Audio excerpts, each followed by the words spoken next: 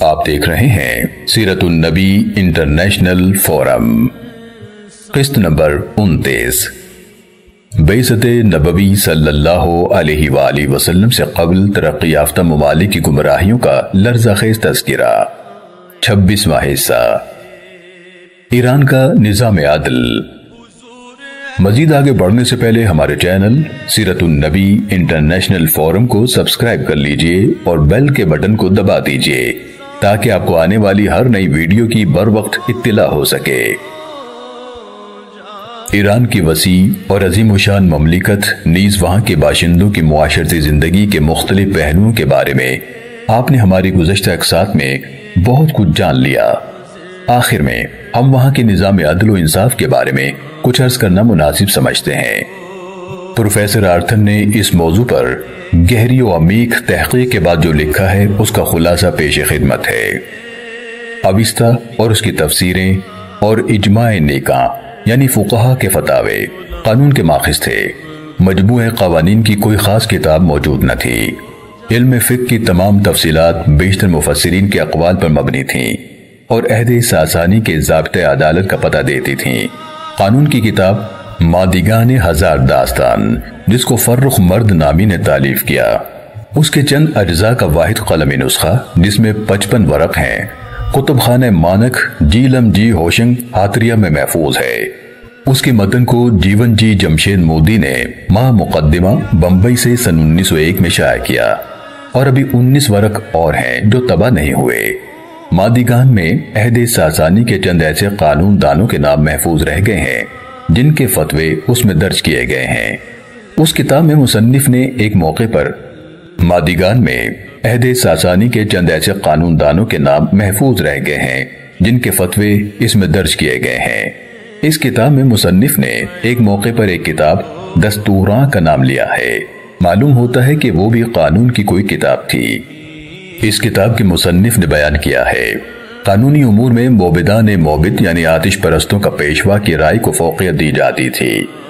موبدان موبد کا فیصلہ سوگند یعنی گرو سے بھی زیادہ مؤثر ہوتا اور اس کو بے خطا سمجھا جاتا تھا۔ اس میں ایسی عدالتوں کا بھی ذکر ہے جن میں مختلف درجوں کے جج مل کر بیٹھتے تھے۔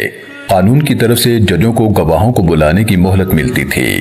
مقدمے کی ساری کارروائی کے لیے ایک خاص مدت معین تھی۔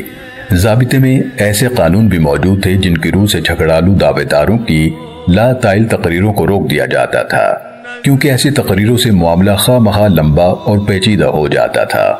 ایسے ججوں پر مقدمہ چلانا ممکن ہوتا تھا جو کسی غرض کے تحت ایک مشکوک امر کو یقینی اور یقینی کو مشکوک بنا دیں۔ شک کی صورت میں ملزم کے گناہ یا بے گناہی کو بطریق امتحان ثابت کیا جاتا تھا۔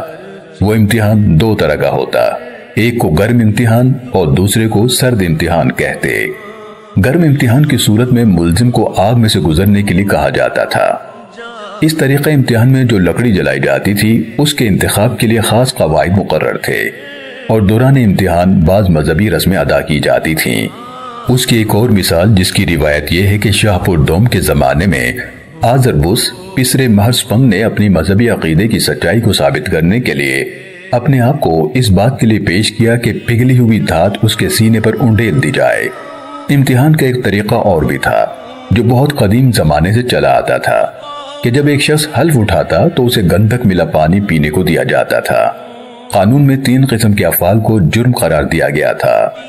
نمبر 1، وہ جرم جو خدا کے خلاف ہوں، یعنی جب کہ ایک شخص مذہب سے برگشتہ ہو جائے یا عقائد میں بدعت پیدا کرے۔ نمبر 2، وہ جرم جو بادشاہ کے خلاف ہوں، جبکہ ایک شخص بغاوت یا غداری کرے یا لڑائی میں میدان جنگ سے بھاگ نکلے۔ اور نمبر 3، وہ جرم جو آپس میں ایک دوسرے کے خلاف ہوں۔ پہلی اور دوسری قسم کے جرائم یعنی الحاد، بغاوت، غداری اور میدان جنگ سے فرار کی سزا فوری موت تھی، اور تیسری قسم کے جرائم مثلاً چوری، رہزنی اور ہتک ناموس کی سزا بعض صورتوں میں جسمانی عقوبت اور بعض میں موت ہوتی تھی۔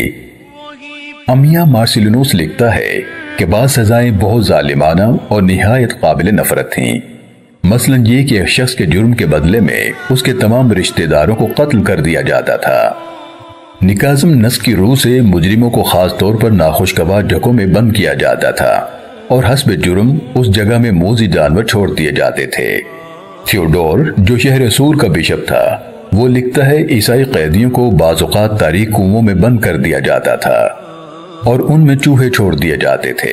قیدیوں کے ہاتھ پاؤں باندھ دیے جاتے تھے تاکہ وہ ان سے اپنے آپ کو بچا نہ سکیں، اور یہ جانور بھوک کے مارے ایک طویل اور ظالمانہ عذاب کے ساتھ ان کو کاٹ کاٹ کر کھاتے رہتے تھے۔ اس کے علاوہ جیل کو بطور ایک ایسی جگہ کے بھی استعمال کیا جاتا تھا جہاں ذی رتبہ اشخاص کو جن کا وجود سلطنت اور بادشاہ کے لیے خطرے کا باعث ہوتا تھا چپکے سے غائب کر دیا جاتا تھا۔ خوزستان میں ایک مضبوط قلعہ تھا جس کا نام گیل گرد یا اندمیشن تھا، جہاں اس قسم کے سیاسی قیدیوں کو محبوس رکھا جاتا تھا۔